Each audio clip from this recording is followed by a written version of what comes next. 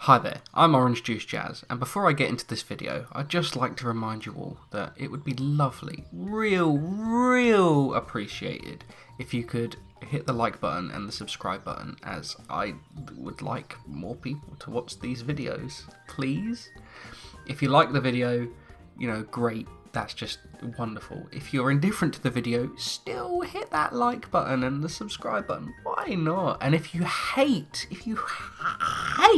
everything I do, then hit that like and hit that subscribe button so that then you can catalogue all these videos, make a subreddit of OJ Jazz is a nonce, and get all of your little goblin friends to hate me. Please, I love it, I don't care. Come on, man.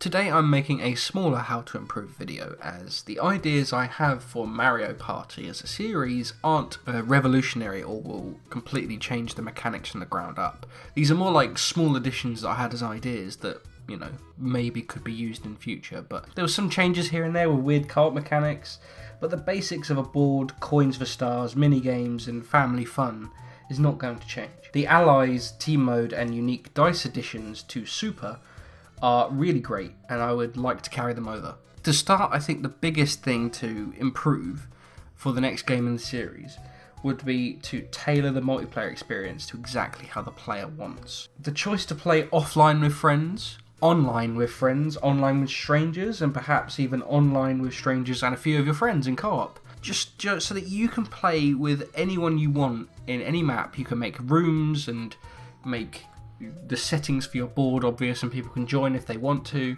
Maybe more customization options offline, as it would be easier to do, with choosing which mini games you want to appear, choosing perhaps the obstacles and spaces that will appear on the board and the chances of the rewards you'll get from them, choosing the amount of star costs if you want specific type of dice to be used, these specific allies and items that can appear.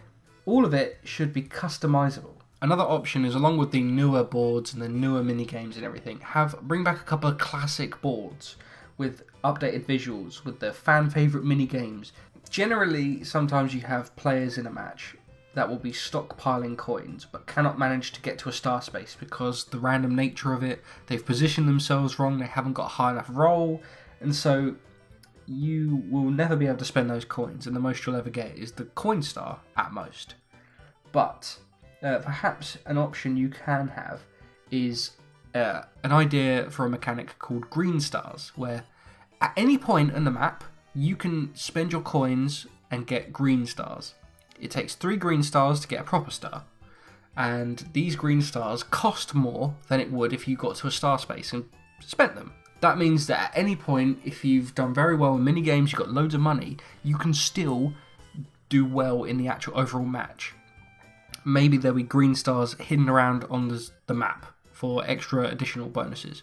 It makes it more about the collecting of stars than it is about the hope in God Almighty that you get lucky enough to land in that space. It adds a little bit more tactical awareness to the game. A thing I really enjoyed about previous games, specifically I think 4 and 3 and 5, where after each match you would get a coin total based on the coins you collected and the stars converted into coins. These could be spent on different mini games.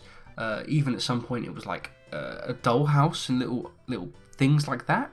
So why not expand upon that and actually give weight to the rewards you get for completing a game? Why not just have the coins you collect as funds can be for new characters, new boards, allies, new mini games, music, and even at the end you can have different knickknacks you can collect for the overworld, like the dollhouse, or you can even have different outfits each character can wear. An incentive to keep playing online, to keep playing with friends. And so to help with this, perhaps like an achievement list of, your standard, I've unlocked every minigame, I've played this board 3 times, blah blah blah. And the records in the minigames, if you beat that, you get a coin reward for it that gets added to your vault at the end of the game. Then you can have special challenges afterwards, like the ball roller minigame. If you've knocked off everyone by yourself, you get a special reward of coins at the end. Just the option to speed up the animations and all the niceties that go around with it, because in general I find the matches there's a lot of downtime in between the mini games. In partner games, if you walk over the star, you can buy it. That's just, it's kind of annoying how you had to have it as a multiple of odd or even. The end game rewards, so the happening star, the coin star, the ally star, that gets shown at the start of the game, so you know and how to tailor your plan to the actual match. I had this other idea for like a 6-player game, but I thought, man, that would be so chaotic, and people who will take their turns will have so long to wait between before the mini games. As that was a big problem in Mario Party, is that if you're playing with 3 other people and you've taken your action, sometimes it can range between 30 seconds and 5 minutes before you take your next action. You actually press any buttons on the controller. And so I wondered, perhaps you could have like a simultaneous turn taking where everybody rolls the dice and everybody moves at the same time. And that would just speed up the game, make it quicker.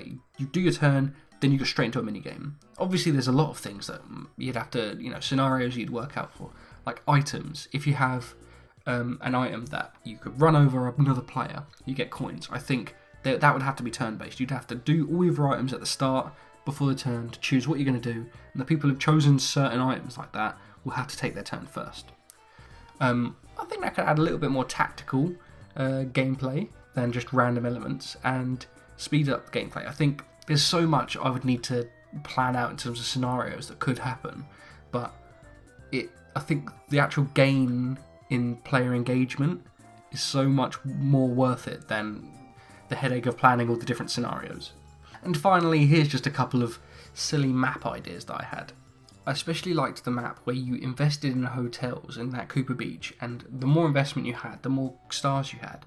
So I thought that would have been a great idea for having multiple different places you can invest in across the map, and the more you've invested in them, the more stars you get, so it's just benefiting getting coins.